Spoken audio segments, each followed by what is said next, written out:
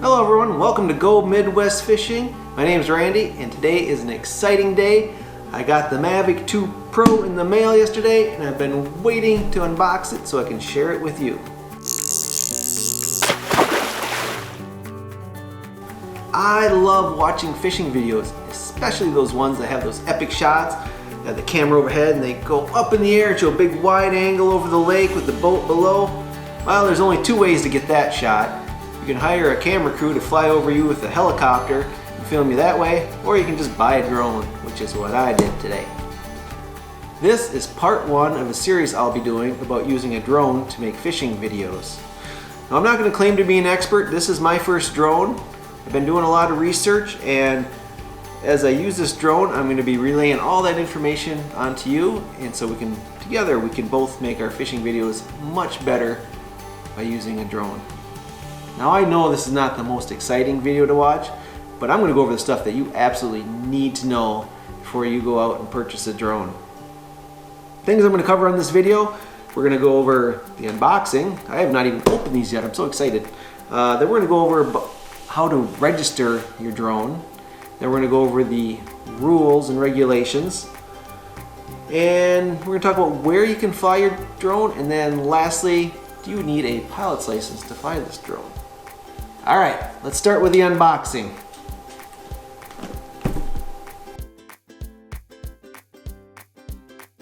Alright, one thing to know, this is the DJI Mavic 2 Pro.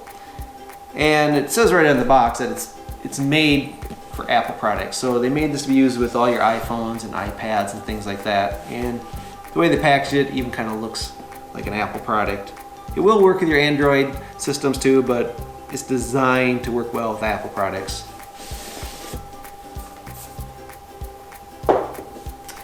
Alright, it says open here.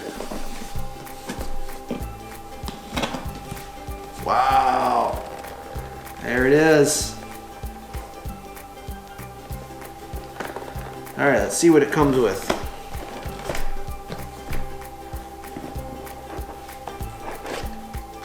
Alright, there's the drone itself.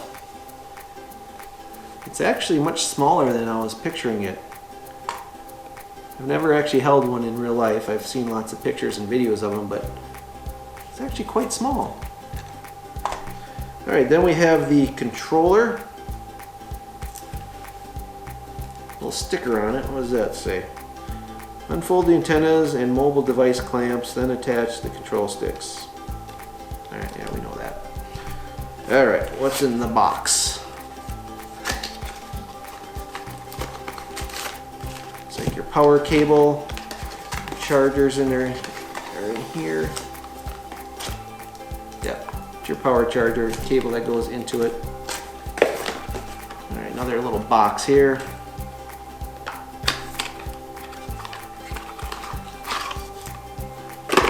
Alright, so your cord that attaches your controller to your phone or tablet, I believe, and a little adapter piece too. Another little adapter piece. Alright, last box. Ooh, it's the instructions, I believe. Yeah, your little booklet of all your information. All kinds of stuff. What are these? Oh, propellers. Yeah, we need propellers. It comes in the box without the propellers installed, so they're in here. Alright, set this stuff, most of the stuff aside here. And now we got the Fly More kit. So let's see what's in there. Looks like everything's in this bag already. And in the very bottom, another manual. I don't know. Don't need that. Even got plastic on the handle here. Apparently they don't want to scratch up the leather. Feels kind of like a vinyl type quality. Must be fairly waterproof, I'm guessing.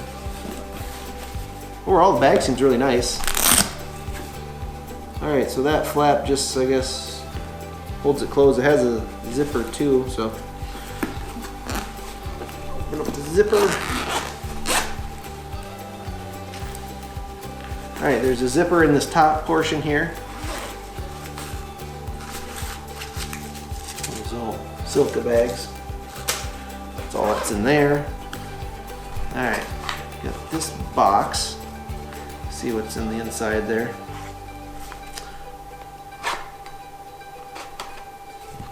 Okay, this comes with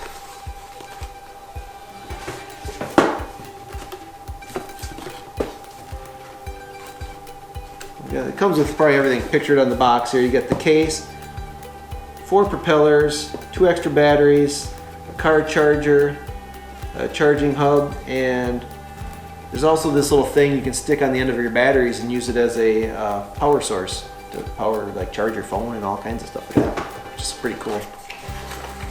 So this here is the car charger.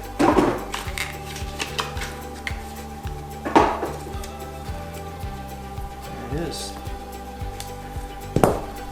Alright, so this must be the batteries.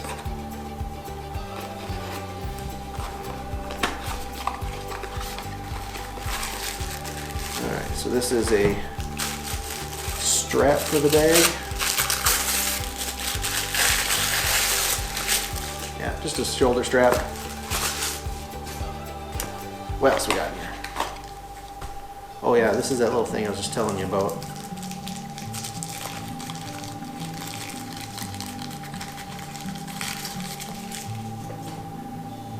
So what you do is you snap this onto your battery, and then it has 2 USB ports. So you can use it as a power hub. Kind of like that idea. If you're out in the field and say your phone's dying or something, just charge up your phone. Alright, is this... Okay, there's a little divider in here. It's not velcroed in like a lot of them are. It's in there for good. And it's got another little flap to divide something else. The question is, there's stuff underneath this. Okay, that's where the batteries are. It looks like that little flap in there just kind of folds up right there. And then you can get to the batteries. So my big question was, will the bag hold the drone, the remote, and both extra batteries and the chargers and all that stuff? I'm not sure. I'll have to try it out.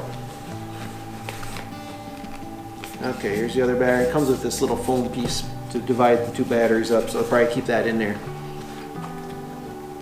Okay, that's all that's on the inside. I think there's probably nothing in here. There's a front pouch to it.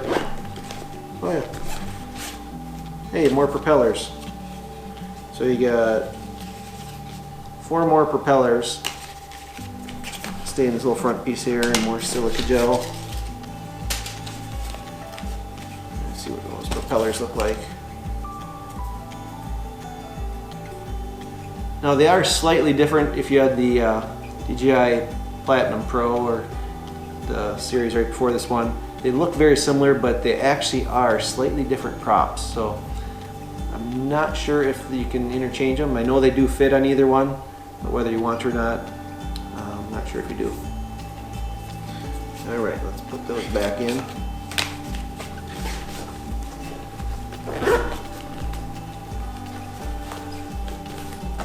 Oh, there's more in here yet. Let's see what we got. Oh, here's the little charging hub.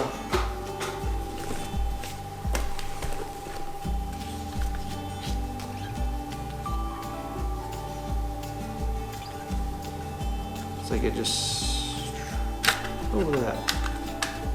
There you go. You can charge 4 batteries up to once. It just folds open. You plug your main cord in, I think, and then 4 batteries. That's kind of neat. Alright, we'll set all this aside.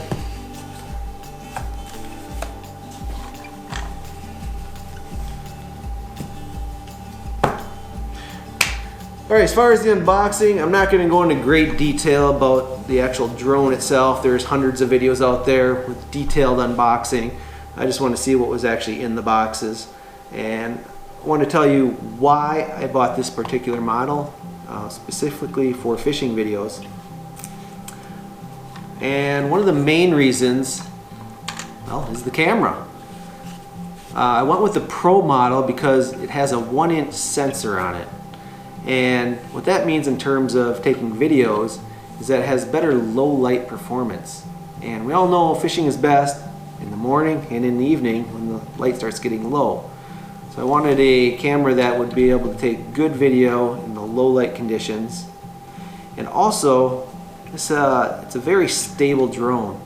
So if it's windy out or whatever, you can still get a nice steady shot with this drone. And it also has a lot of cool features like it's like active track, where you can lock onto you fishing, and no matter where you move, it'll just follow you around. It also has 6 sensors, I believe. So if you happen to be flying near trees or wherever, you can see that and go around them without crashing. Since I'm going to be flying above water a lot, it's really important I had all these sensors that I didn't accidentally crash or drop out of the sky, because it's going right in the lake.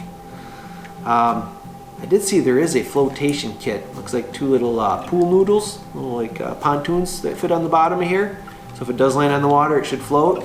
So I'm going to explore that option later, and I'll be sure to make a video about that and see if that actually works, because this is not a cheap drone. The drone plus the Fly More kit and everything came to just over $1,800. So you want to take good care of this drone. I bought it right from the DJI website, and I noticed on there when I bought it, they did offer a package for what was it, $100 some. It'll give you for 1 year, maybe it was about $79, $80. But for 1 year, they'll give you 2 replacements if you crash it or wreck it or something, which might not be a bad idea if you do some flying where you might wreck this.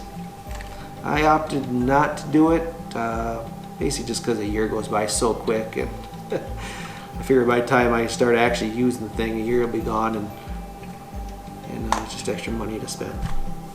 Alright, now let's get into the boring but need to know stuff. Okay, first of all, registering your drone. Do you need to register it? Yes, you do. All drones over 0.55 to 55 pounds, so just over half a pound up to 55 pounds, need to be registered with the FAA. No exceptions, you need to do it. Okay, where do you register it? Well, if you do a quick Google search of registering your drone, you're going to find a couple websites pop up right away, right in the top. One of them is federaldroneregistration.com. The other one is drone-registration.net.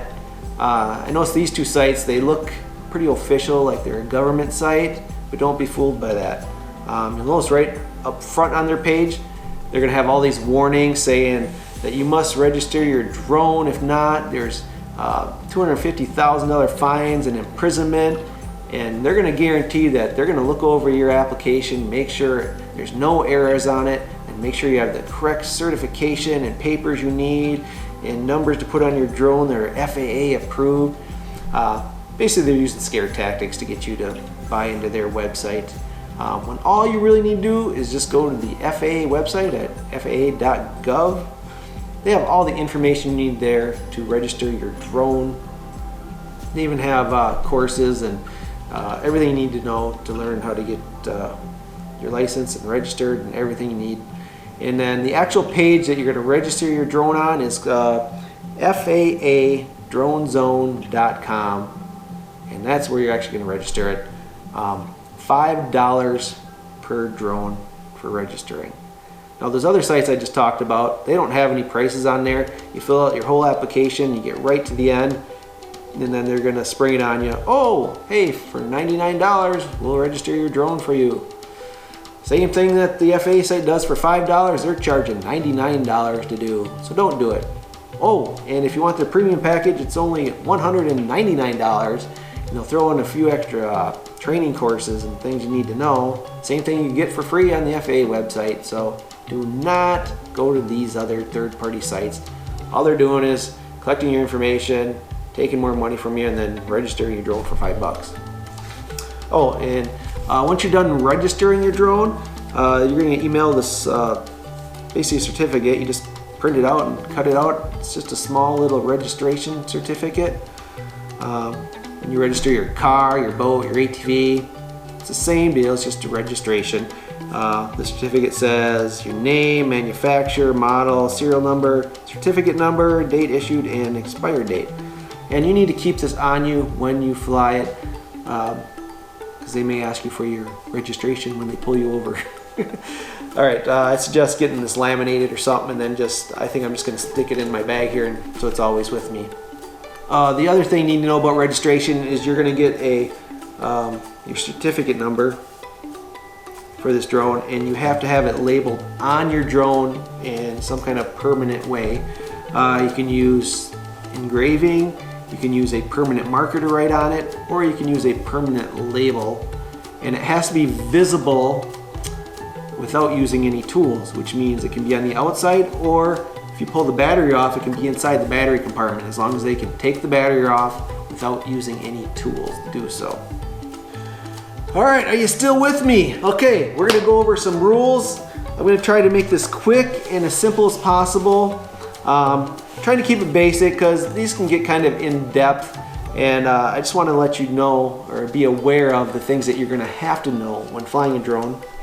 Alright, first, your drone has to weigh less than 55 pounds, including a payload. Well, this thing weighs about, what, 2 pounds or so, and I doubt it's going to lift enough weight to make it 55 pounds. So if you get something like this, don't even worry about that. Only flying Class G airspace.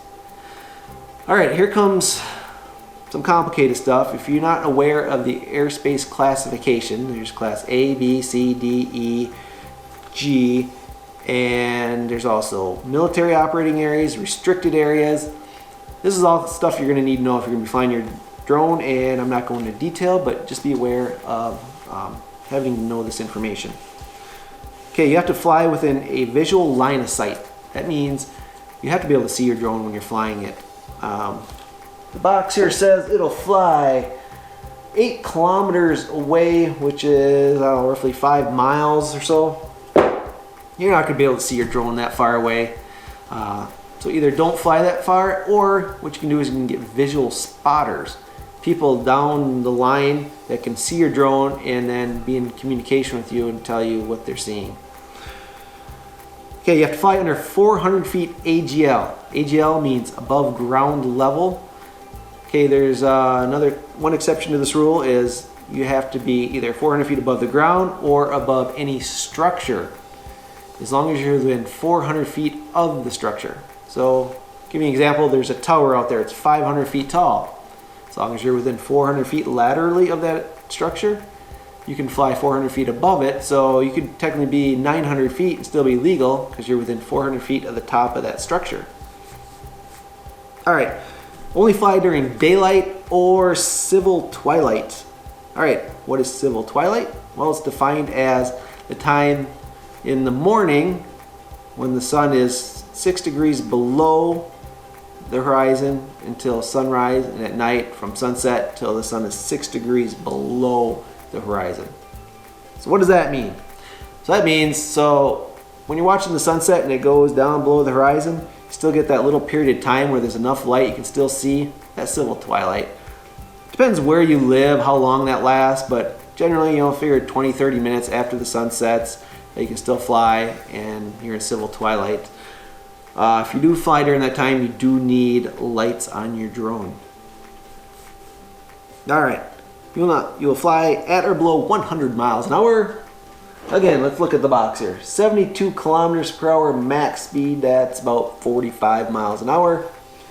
So, you're probably not going to go 100. Yield the right of way to manned aircraft. That's pretty self-explanatory. You will not fly over people. Okay, and the exception to this rule is if they're part of your crew, like you got your spotters down the line that you're flying over. Okay, just don't fly over a crowd of people without their permission. You can get in trouble for that one. Don't fly from a moving vehicle. If you're trying to film yourself driving down the road, you're going to get in trouble for that one. Don't fly near airports. So the general rule is stay within, if you're within a 5-mile ring of that airport, you cannot fly. Exception is, we'll talk about later, with a pilot's license, you can get permission from the tower or airport authority to fly in their airspace. Alright, don't fly near emergencies. say like out west, there's a lot of big forest fires, got low flying aircraft trying to put out those fires, and then people out there with their drones trying to get a good video of the fires getting in the way, causes havoc. Just stay away from any kind of fires, accidents, anything like that. Don't fly under the influence. All right, the FAA takes this one pretty serious if you're drinking and flying. For pilots, it's 0.04% alcohol. That's pretty much where a breathalyzer starts to register. So if you have anything on you, you can get in trouble for that one.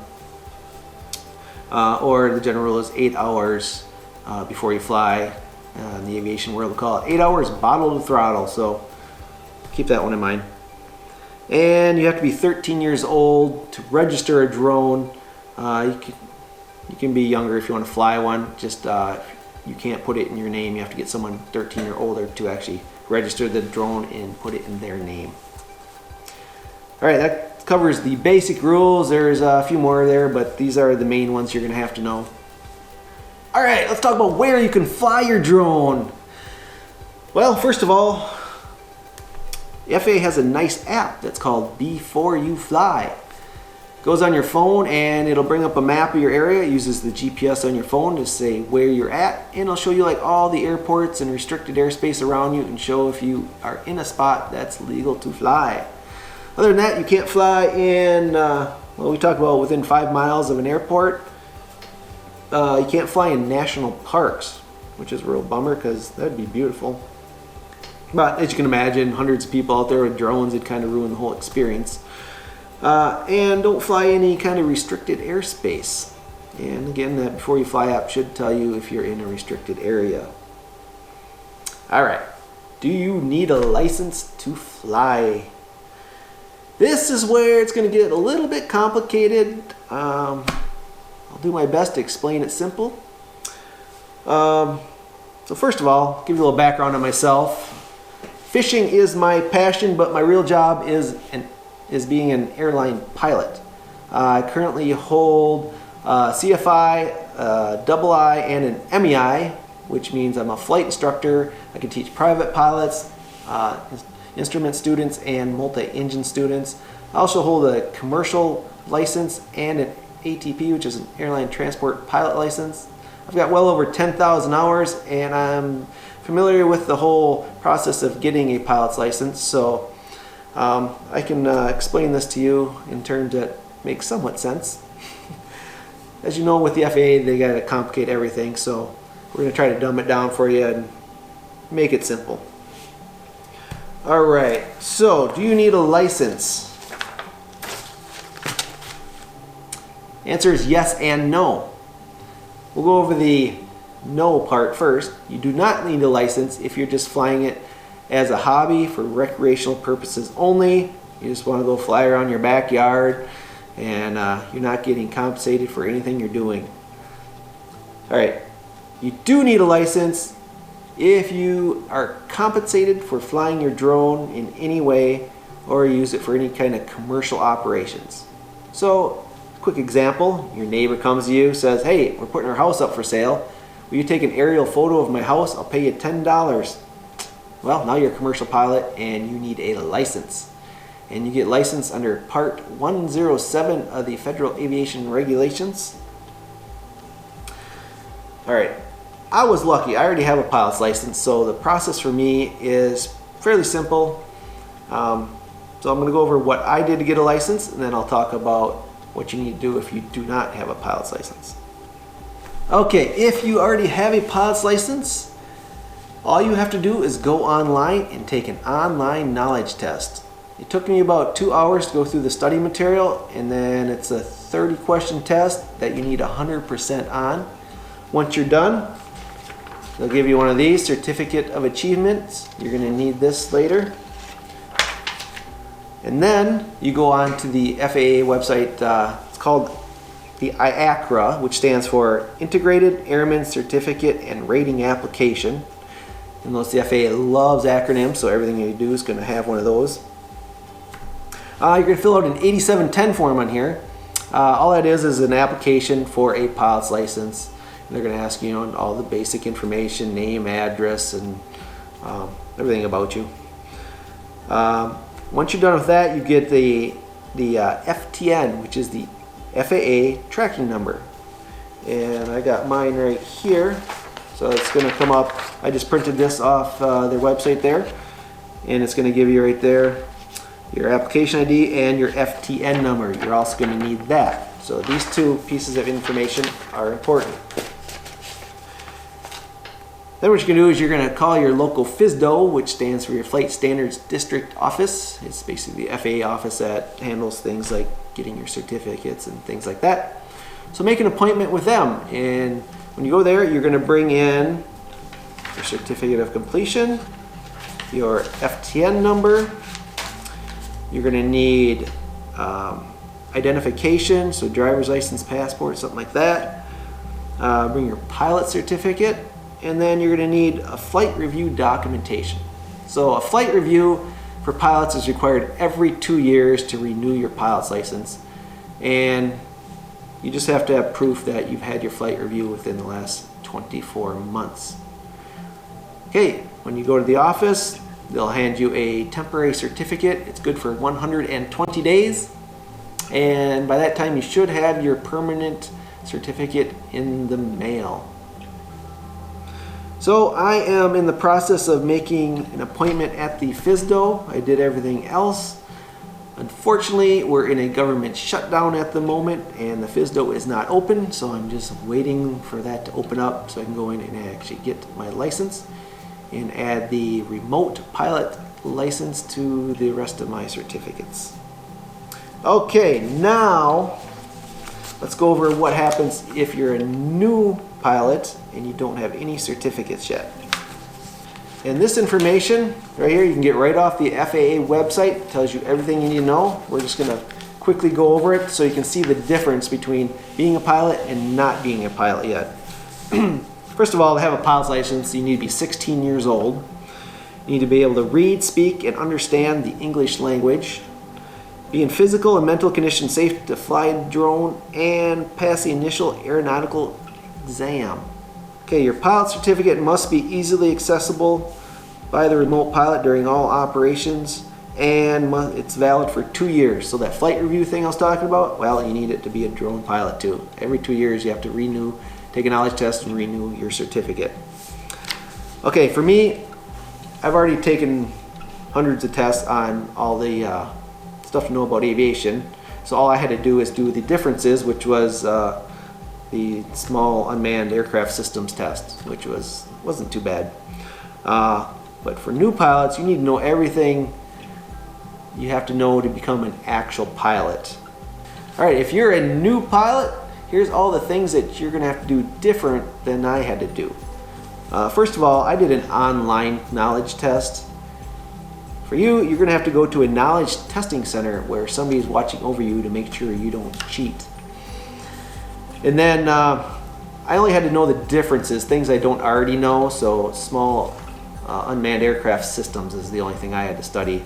For you, without a pilot certificate, you need to know the applicable regulations related to small unmanned aircraft, airspace classification. That's the air class A, B, C, D, E, F, G, whatever, all those.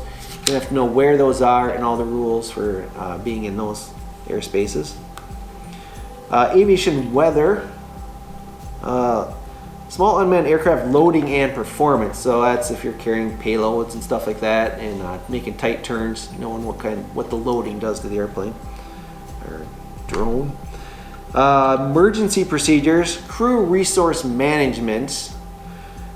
That's basically just using all the information available to you. Radio communication procedures, determining the performance of a small unmanned aircraft. Physiological effects of drugs and alcohol, aeronautical decision making and judgment, airport operations, and maintenance and pre-flight inspection procedures. So once you study all the courses on this, then you go to the Knowledge Testing Center and take the test, and then you'll get a certificate similar to one like this that you will then make an appointment at your local FSDO, and then the rest of the process is the same. So, did you realize you had to do all that just to fly a drone? All right, let's just quickly sum up everything we talked about. First of all, using a drone to make fishing videos is definitely going to take your videos to the next level and make them totally awesome. But you have to remember, it's not as simple as just going out buying a drone and flying it. Okay, first of all, you need to know all the rules associated with flying it. You have to know where it's legal to actually fly your drone. You need to register it. And then you have to decide whether or not you're going to go out and get your remote pilot's license.